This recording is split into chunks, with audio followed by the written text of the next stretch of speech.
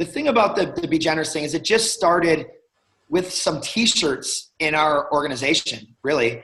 And what happened over time, like, was something that I didn't anticipate. And, this was meant to just be something within our organization. It's really what we believe in and what we're focused on.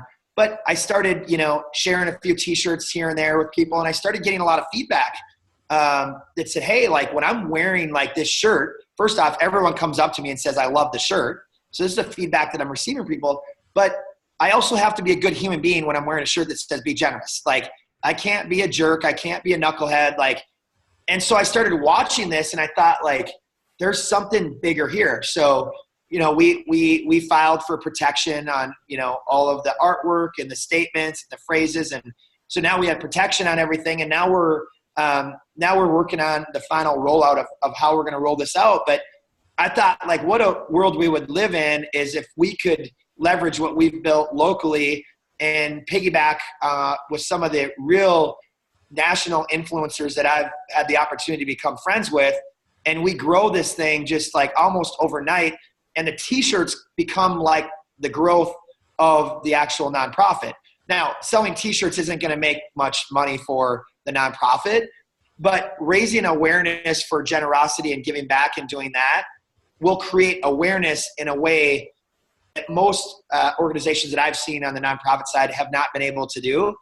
And really, I don't love the word influencer because I think a lot of it's fake and manipulated. And I think most people just bought a bunch of likes and it looks like they have tens of thousands of people following, but they got no engagement. I'm more like, I'm more interested in the influencers that are influencing people in ways other than social media.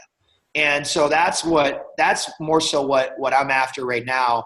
That I can tell you that everything that we've done so far has received so much attention.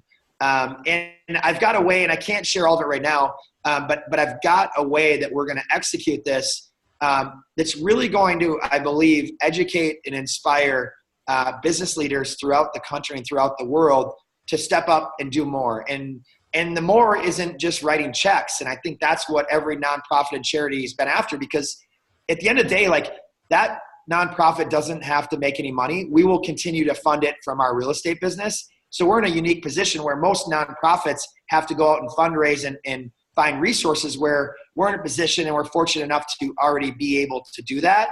And so we're going to hit the ground running. And we have a lot of people in our organization on the Kris Lindahl real estate side that can provide a lot of resources and ideas and execution on the other side. So it's one of those things where I never intend to take any money from that organization. I plan to give 100% of it back. But I think there's some things that I've noticed in the way that nonprofits work, and really the way that people give today is so different than they used to. Even think about the GoFundMes and the way that we can emotionally connect to a story right in our news feed versus, 20 years ago, you got a job and you got a United Way pamphlet, and you got to, when you signed in at the first day, you picked what you wanted to support. And at the end of the year, your company made this big, marketing initiative that, like, look at us, we gave $1 million to charity, but really it was the employees that gave it. And there's no emotional connection to filling out a form when you join a company.